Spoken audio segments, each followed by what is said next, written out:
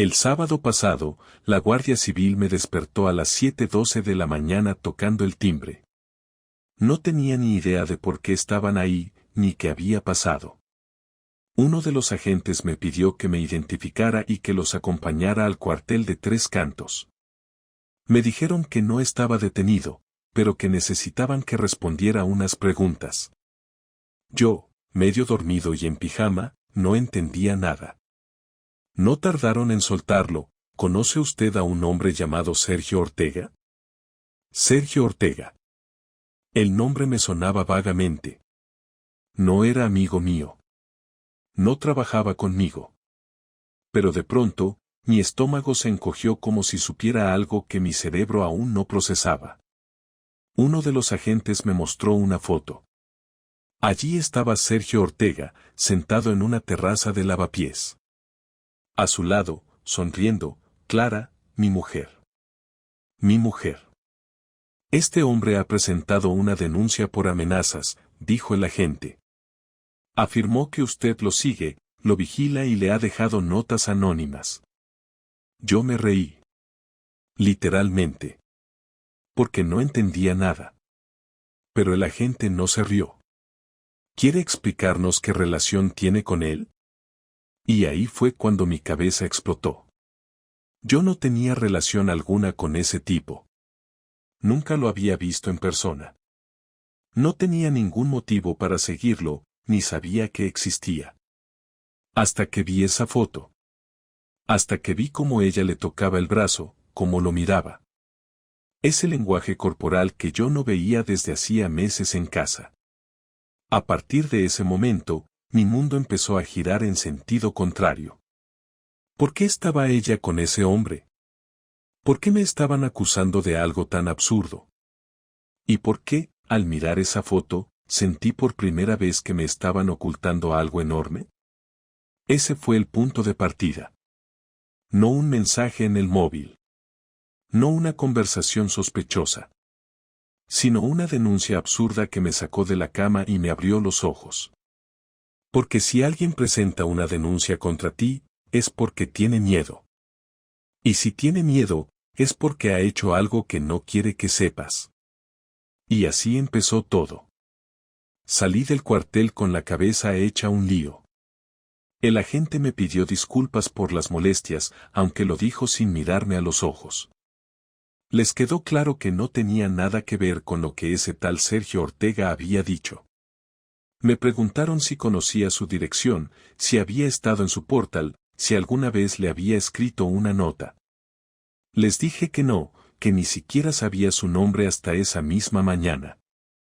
Me dejaron ir después de media hora, con una advertencia más formal que real: si vuelve a pasar algo, tendremos que abrir diligencias. ¿Diligencias de qué?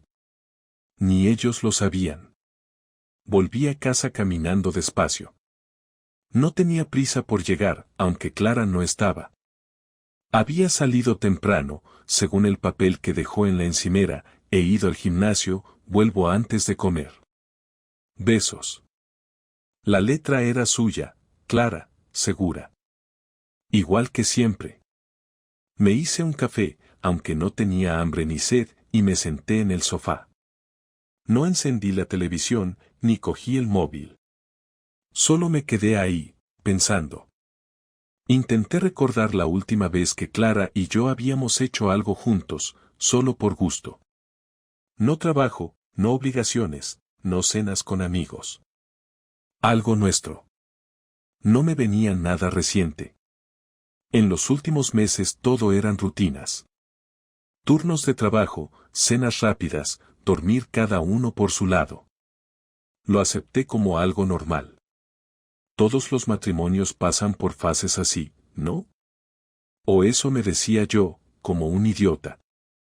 La imagen de la foto volvió a mi cabeza. Él no era especialmente guapo, ni joven, ni elegante. Tendría unos 40 y pocos, algo de tripa, pelo corto, gafas de pasta. Lo que me dolió no fue su aspecto, sino como ella lo miraba. Con cercanía. Con esa confianza que solo se construye después de muchos encuentros. No era una sonrisa de cortesía, ni de compañera de trabajo. Era otra cosa. No quería pensarlo más, pero no podía evitarlo. A las 11:15 escuché la puerta. Clara entró con su bolsa del gimnasio, sudada, con el moño alto y los cascos colgando del cuello. Me miró y se sorprendió. ¿Qué haces aquí?, preguntó. Me han llamado del trabajo, han cambiado unos turnos, mentí sin esfuerzo. Se encogió de hombros, fue a la cocina, abrió la nevera. Todo muy normal. Y eso fue lo que más me inquietó. Demasiado normal. ¿Conoces a alguien que se llame Sergio Ortega? Le solté sin pensarlo más. Ella se giró despacio, como si necesitara ganar tiempo antes de contestar. ¿Por qué lo preguntas? Porque esta mañana me despertó la Guardia Civil preguntándome por él. Según ellos, me ha denunciado por amenazas. Clara dejó la botella de agua en la encimera, pero no bebió. Me miró sin moverse, con la expresión congelada. ¿Qué tiene que ver contigo ese tío? Eso mismo quiero saber yo. Porque en la denuncia hay una foto. Una foto donde estás tú con él, en una terraza. Tocándole el brazo, sonriendo. Clara no respondió. Se sentó en una de las sillas altas de la cocina, apoyó los codos en la mesa y se quedó mirando sus manos. El silencio duró al menos un minuto. Es alguien que conocí en la clínica, dijo al fin. Fue paciente. Luego empezamos a hablar. A tomar café. Solo eso. ¿Y por qué coño me denuncia ese tío? ¿Por qué me señala a mí si yo no le conozco de nada? No lo sé. De verdad. A lo mejor pensó que lo estaba siguiendo.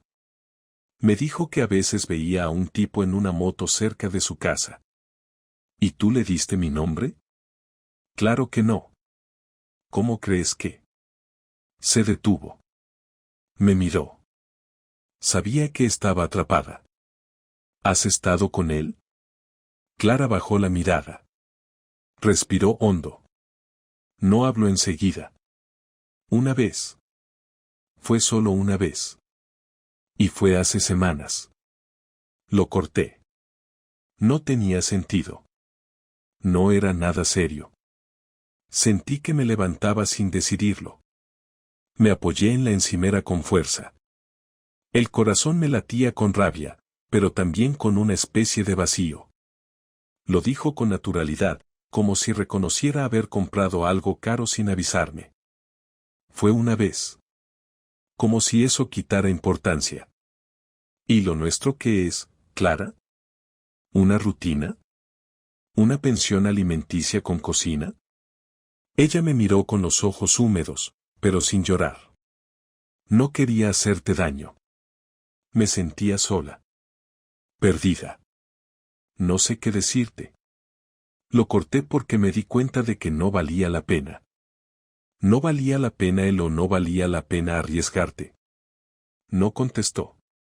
Me marché de la cocina y me encerré en el baño. No para llorar, no para romper nada. Solo para estar solo. Me miré al espejo. Había algo en mi cara que no había visto nunca, decepción, sí, pero también vergüenza. De no haberlo visto. De haber estado viviendo al lado de alguien que había construido una vida paralela mientras yo seguía creyendo que éramos un equipo. Y ahora, ese idiota había ido a denunciarme. ¿Por miedo a qué? ¿A que yo supiera lo que ya sabía? ¿A que yo existiera? Las piezas empezaban a encajar. Pero lo peor aún no había llegado. Clara no volvió a sacar el tema durante el resto del día. Yo tampoco. Comimos sin hablar, en silencio, como dos desconocidos compartiendo mesa en una pensión de carretera. La televisión sonaba de fondo con una serie que ninguno de los dos estaba viendo. A ratos nos mirábamos sin querer, y cuando eso pasaba, ella apartaba los ojos como si le doliera. Me limité a recoger los platos y meterlos en el lavavajillas sin decirle una sola palabra. No fue un castigo, ni un gesto frío. Fue necesidad. No sabía cómo hablar con ella sin estallar. A eso de las 6, me metí en el despacho. Cerré la puerta, pero no con llave. Solo quería espacio, aunque sabía que la tensión no se iba a evaporar sola. No se trataba de una discusión más, de esas que acaban con un portazo y un me voy a dormir.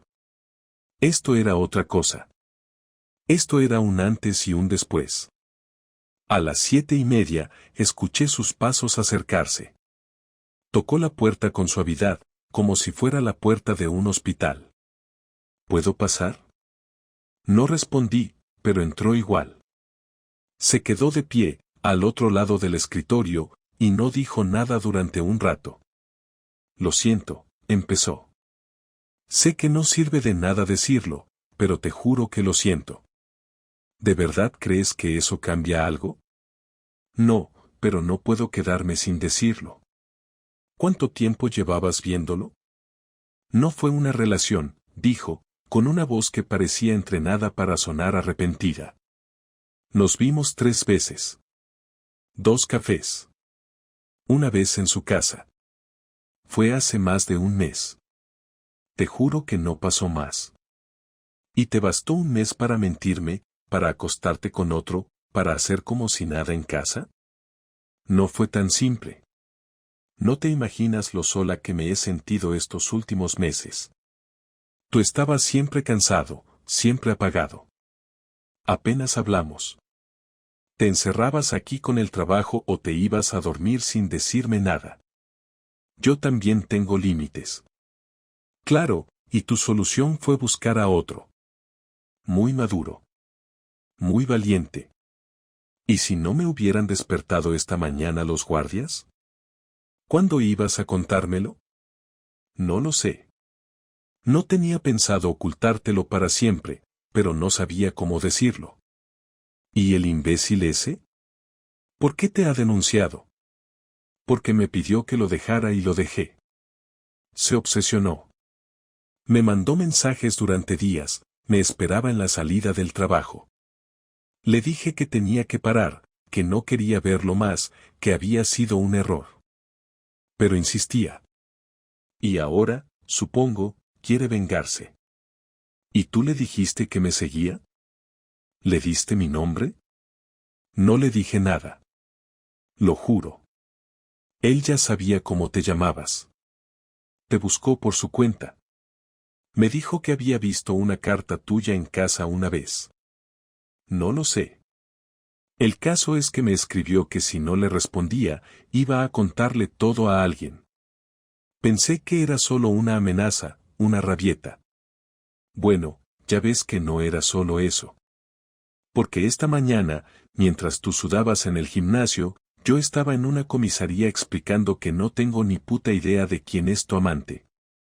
Se quedó callada, y por primera vez en todo el día, bajó la cabeza como si algo dentro se le hubiera caído. Me miró desde ahí, con los ojos brillando, pero sin lágrimas. Nunca llora, no por cosas así. Tiene esa frialdad que se confunde con control, pero que a mí siempre me ha parecido cobardía. ¿Quieres que me vaya esta noche? Preguntó. No. ¿Entonces? Entonces vamos a poner las cartas sobre la mesa, Clara. Porque si tú no me lo cuentas todo ahora, palabra por palabra, me levanto mañana y voy a su portal. Y no para pegarle ni gritarle, sino para mirarlo a la cara y preguntarle cuánto hay que saber para entender por qué alguien se mete en una cama que no es la suya. Ya te lo he dicho todo. No hay más. Te acabo de decir que no me lo creo.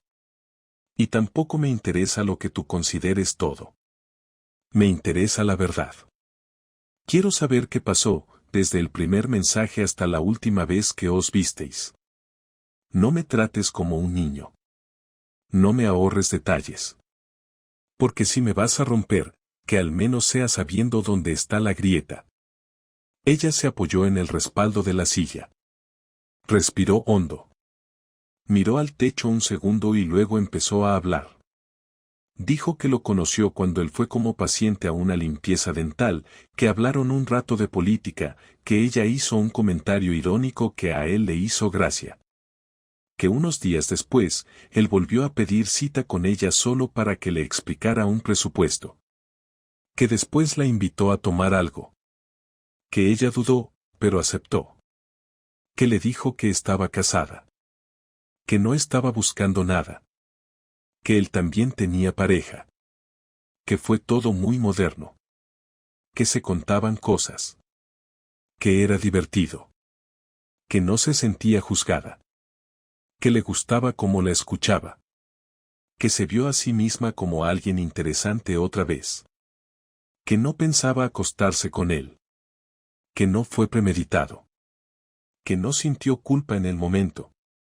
Que la sintió después, al volver a casa, al verme durmiendo, al ver mis zapatos en la entrada. Que por eso lo cortó. Que no fue amor. Que fue una especie de escape. Cuando terminó, me levanté. No podía seguir oyéndola. Tú no estás triste, le dije. Estás descubierta. Lo que te jode es que te pillaran tan mal. No es cierto. Sí lo es. Llevas días sonriendo más que nunca. Desde que empezó todo. Y ahora que se te ha roto el juguete, te haces la arrepentida. No respondió. Me marché del despacho. Al cruzarme con el espejo del pasillo, vi una imagen que no reconocía. Una mezcla de rabia y claridad. Porque algo se había roto. No sé si era el matrimonio, o yo, o los dos. Pero no tenía vuelta atrás. Al día siguiente, me levanté antes que ella. Me vestí en silencio, cogí el coche y conduje hasta el trabajo como si todo fuera normal. Nadie notó nada distinto, porque yo no lo permití. Respondí correos, resolví incidencias técnicas, fui a una reunión que no me importaba, y sonreí 2 veces sin ganas. Durante todo ese tiempo, pensaba en Sergio Ortega. Quería saber quién era exactamente. No por celos, ni por morbo. Lo necesitaba como cuando uno necesita entender una fórmula para saber si lo están estafando o no. Así que en la pausa del café, abrí el ordenador personal, fui a una base de datos pública de colegiados y busqué su nombre. Estaba registrado como fisioterapeuta. Tenía una pequeña consulta en Leganés, compartida con otros 3 profesionales. Entré en su perfil profesional. Citas online, valoraciones, fotos de la sala, incluso su horario. Lo añadí a mi lista de contactos y le escribí desde un número que uso solo para gestiones. Le puse, hola Sergio, soy Álvaro, el marido de Clara. Me interesa una sesión para la espalda, me han hablado muy bien de ti. Me respondió en 5 minutos, hola Álvaro, gracias por escribir. Tengo hueco el jueves a las 19, ¿te viene bien? Le confirmé sin dudar. Lo guardé en el calendario y no se lo conté a nadie. No lo hice por violencia. No pensaba pegarle. No soy ese tipo. Solo quería mirarlo. Quería saber si un hombre así valía todo lo que estaba perdiendo. Y además, quería que él me viera. Que supiera que no me había escondido. Que lo sabía todo. Durante los días siguientes, Clara y yo convivimos como 2 inquilinos. Me hablaba lo justo. Me miraba con una mezcla de miedo y cautela.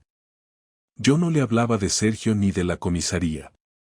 Me limité a observar, a anotar detalles. Sus horas de salida. Las llamadas que hacía desde el balcón. La forma en que todavía se maquillaba antes de ir al trabajo, aunque saliera 10 minutos antes de siempre. Ella no sabía que yo ya no necesitaba su confesión. La confesión la tenía, y ahora tenía un plan. El jueves, llegué a la consulta de Sergio a las 18:55. Me recibió en la puerta con una sonrisa cortés, sin reconocerme. Me miró directamente y me dijo, Álvaro, ¿verdad? Asentí. Me estrechó la mano. Pasa, por aquí. La sala era limpia, con música suave, olor a crema mentolada y pósters de músculos humanos. Me tumbé en la camilla como si realmente me doliera la espalda. Él empezó a hacer preguntas rutinarias mientras tomaba notas. Yo contesté con respuestas neutras, sin emoción. Dejó que pasaran varios minutos antes de hacer la pregunta que estaba esperando. ¿Por casualidad eres el mismo Álvaro que? El marido de Clara, interrumpí. Sí, ese mismo. Se quedó quieto. No dijo nada. Solo bajó la mirada hacia su libreta.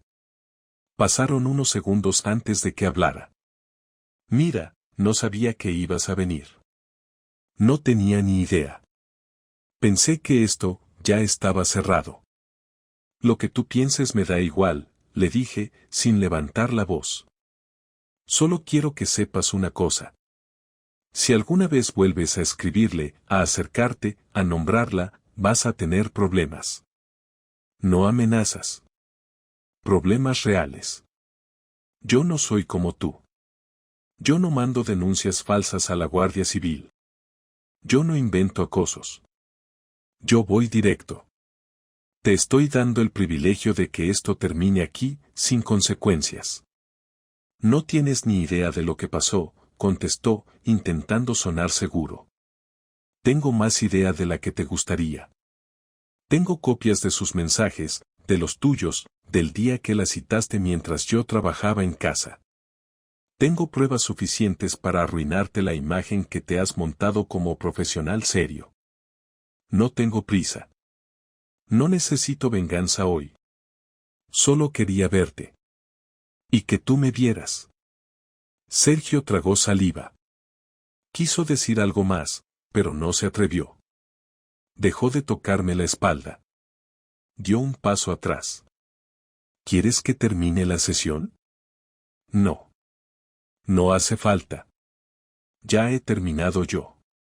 Me levanté de la camilla, me puse la camiseta y le pagué en efectivo. Salí de la consulta sin mirar atrás. En el coche, respiré hondo. No sentí alivio, ni victoria. Solo orden. Como si por fin todo encajara. Él había visto mi cara. No como amenaza, sino como advertencia. No me interesaba si tenía remordimientos. Me bastaba con saber que ahora tenía miedo. El mismo miedo que yo sentí cuando me enfrenté a una verdad que no pedí. Al llegar a casa, Clara estaba en el salón, con la tele puesta y el móvil en la mano. Me miró al entrar. ¿Dónde estabas? Con tu amigo Sergio, respondí sin rodeos. Su rostro cambió de color.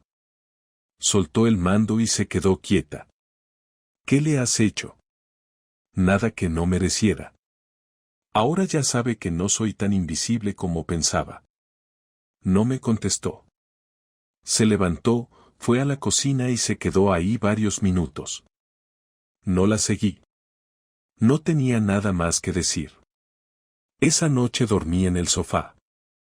No porque me echara, sino porque ya no podía compartir cama con alguien que me había expuesto al ridículo, a la humillación, al dolor gratuito.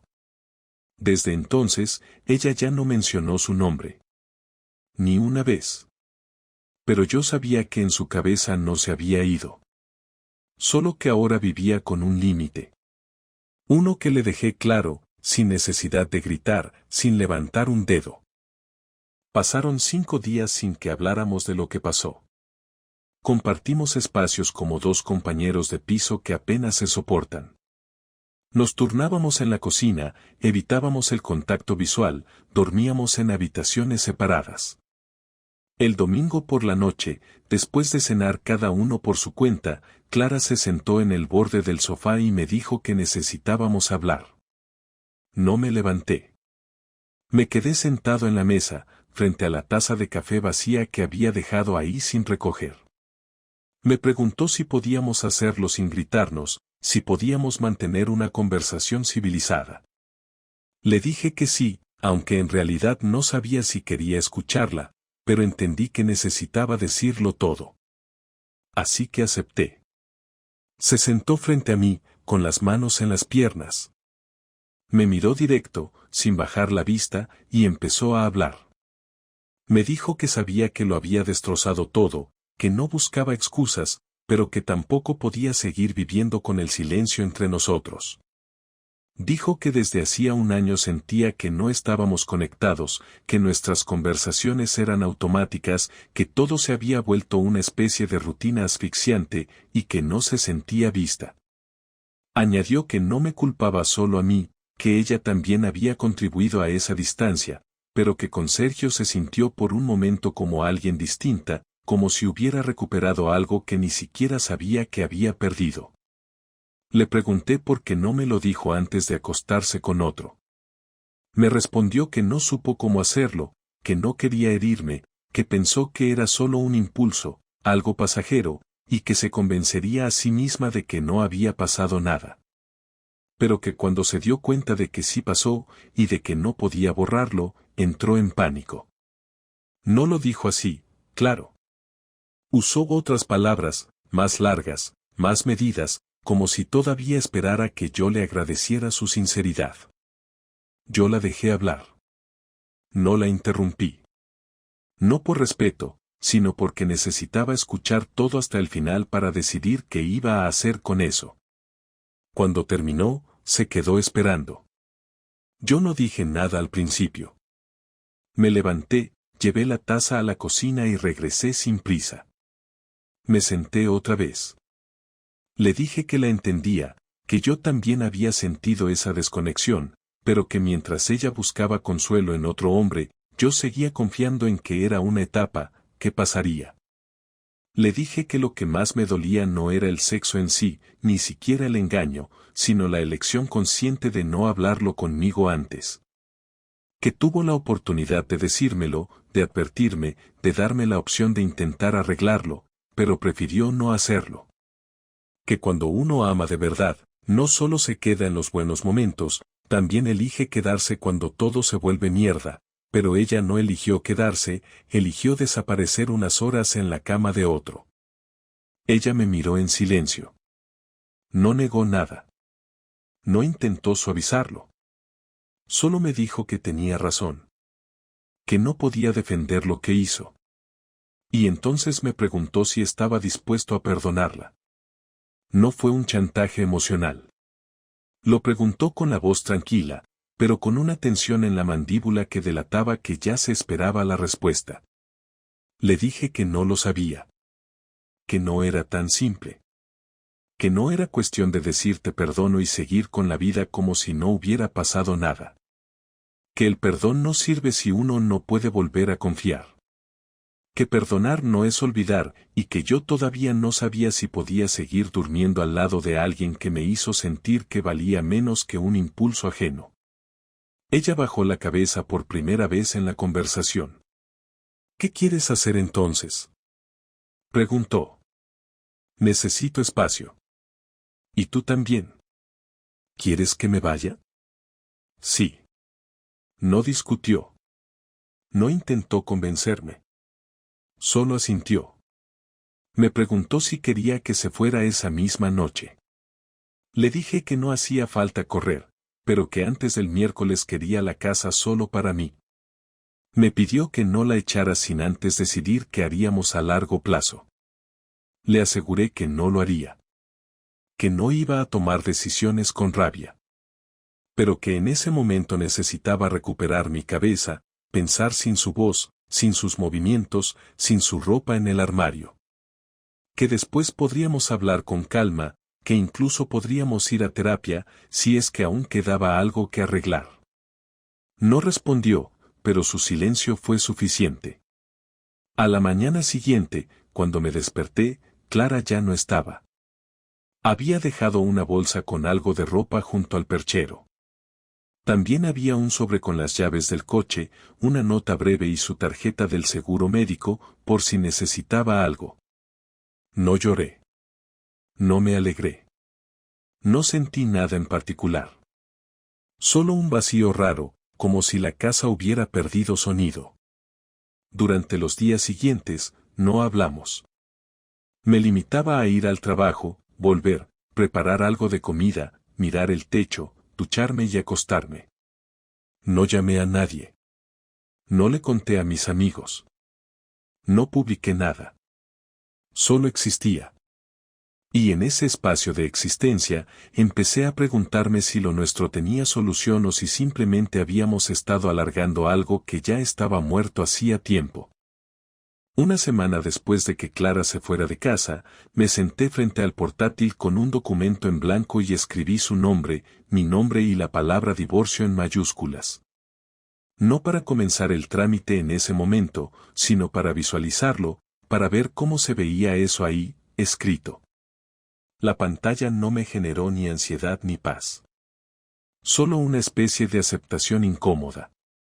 Durante los días que siguieron, intenté hacer las cosas más básicas sin pensar demasiado, pagar facturas, hacer la compra, mantener la rutina del trabajo. Respondía mensajes de amigos como si todo siguiera normal, y cuando alguno propuso quedar, dije que tenía compromisos, aunque no era verdad. No tenía ganas de hablar con nadie. Tampoco con Clara. Ella no me escribió. Ni una vez. No preguntó cómo estaba, no propuso vernos, no dijo que echaba de menos la casa. Lo interpreté como una señal clara de que no había nada que rescatar. No había insistencia, no había lucha. Y si alguien no pelea por lo que se supone que ama, entonces no es amor. Era así de sencillo, aunque jodido de procesar. Yo tampoco la busqué. No por orgullo, sino porque necesitaba esa distancia para poner todo en su sitio. Quería entender, no justificar. Quería saber en qué punto nos perdimos. Y aunque parte de mí sabía que ambos contribuimos a esa desconexión, también entendía que quien da el paso de traicionar tiene otra responsabilidad, una que no se borra con lágrimas ni con arrepentimientos. El sábado siguiente fui al piso de mi hermano, solo para despejarme un rato. Tomamos un par de cervezas y me preguntó de forma directa qué pasaba, que me notaba apagado, raro, distante. Le conté todo sin muchos rodeos. Escuchó sin interrumpirme, con esa cara de alguien que no quiere hacer leña del árbol caído pero que tampoco va a fingir que no tiene opinión. Cuando terminé, me dijo que entendía cómo me sentía, pero que debía tomar una decisión pronto. Que lo peor que podía hacer era quedarme en ese limbo durante meses, esperando algo que no iba a cambiar. Tenía razón. No porque él fuera más sabio que yo, sino porque ya lo sabía. Solo necesitaba escucharlo en voz alta. Esa misma noche le escribí a Clara. Le dije que podíamos vernos en un sitio neutral, hablar con calma y cerrar esto como adultos. Me respondió a los pocos minutos. Me dijo que sí, que también lo necesitaba. Quedamos el lunes por la tarde en una cafetería cerca del parque donde solíamos pasear hace años, cuando todavía hacíamos planes juntos. Ella llegó puntual. Llevaba ropa sencilla, sin maquillaje. Se notaba cansada. Se sentó frente a mí y preguntó cómo estaba. Le respondí con la verdad. Le dije que no sabía. Que tenía días mejores y días de mierda. Que había momentos donde la odiaba y otros donde la extrañaba sin querer. Que estaba harto de pensar en lo mismo, pero que no podía evitarlo. Ella me escuchó sin discutir. Asintió en varias partes. Luego me dijo que durante esta semana se había dado cuenta de muchas cosas. Que se había quedado en casa de su hermana, que había llorado más de lo que pensaba, y que había entendido que lo que más la asustaba no era perderme, sino enfrentarse a lo que había provocado. ¿Y ahora qué? Le pregunté. No lo sé, me respondió. Pero creo que es tarde. Creo que ya está roto. También lo creo, dije. No hubo más drama. No nos abrazamos. No lloramos. Solo nos quedamos ahí, en silencio, como si estuviéramos despidiéndonos sin necesidad de decirlo. Le dije que iba a iniciar el proceso legal, que quería hacerlo todo de forma justa, sin problemas ni reproches. Me dijo que estaba de acuerdo, que no pondría obstáculos, que no quería convertir esto en algo más doloroso. Me agradeció haberla citado así, sin gritos ni insultos. Le respondí que ya no quedaba espacio para eso. Que el dolor ya estaba hecho. Lo demás era solo trámites. Cuando salí de la cafetería, el aire de la tarde me pareció frío, pero no incómodo.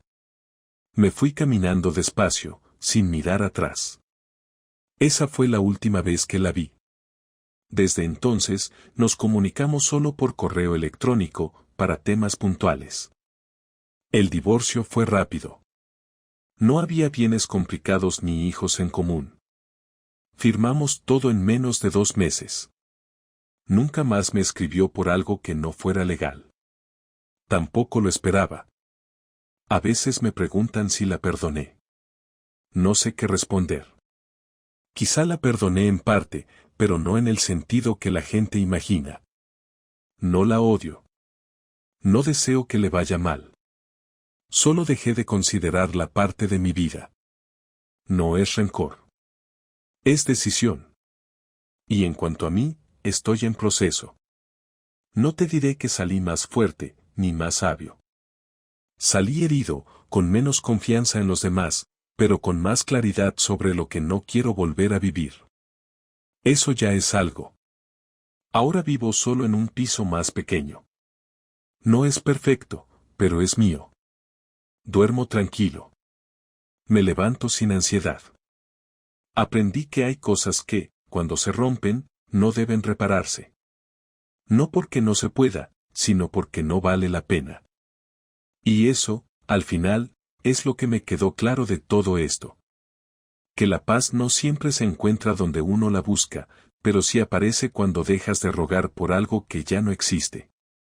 Y por fin, después de tantas noches de silencio, volví a dormir sin tener que imaginar con quién estaba ella cuando decía que llegaría tarde.